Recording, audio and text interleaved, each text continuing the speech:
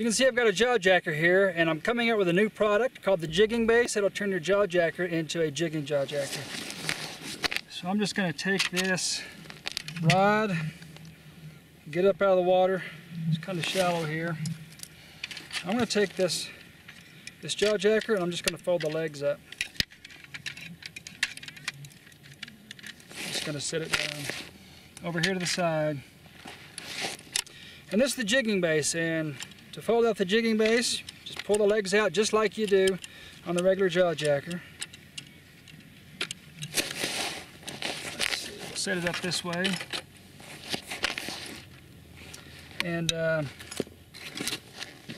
there's 3 different jigging wheels that you can use with the jigging base, and there's the wiggle wheel, which is more of a fine movement. There's the tooth wheel, which is a medium movement, and we've got the big jig wheel, which actually lifts and drops the back of the JawJacker, which gives you the most movement. It can be a little bit noisy, but it'll give you, the most jigging action.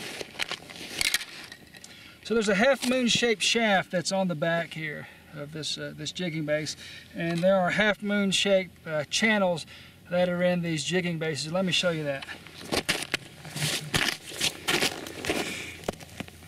You can see that half-moon shaped shaft, and there's a half-moon shaped channel there. I'm just going to line the shaft up with the channel in the wheel and just pop it into place, just shove it on. And this is designed to fit tight. After a while, moving it on and off will kind of loosen it up a little bit, but it fits tight. And that's just to make sure that when it's jigging all day, it doesn't pop off. And then just to take this off, I like to just grab this and just give it a yank. And it should slip off for you. And after a while, you'll get the hang of it. Just gonna pop that back on, put it in place, and there's a pin here. And every JawJacker that's ever been produced has got a hole that runs to the bottom. Let me show you the hole. See that hole there? I'm just going to take this hole and I'm going to slide it over the pin in the jigging base.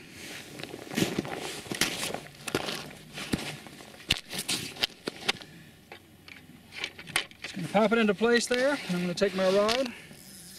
It's kind of shallow here, so I'm just going to get my bait down. And I'm going to set this just like I do the JawJacker. I'm going to reel the tension up, just make sure that's off the bottom a little bit. And on the back side of the trigger here, there's a wing nut.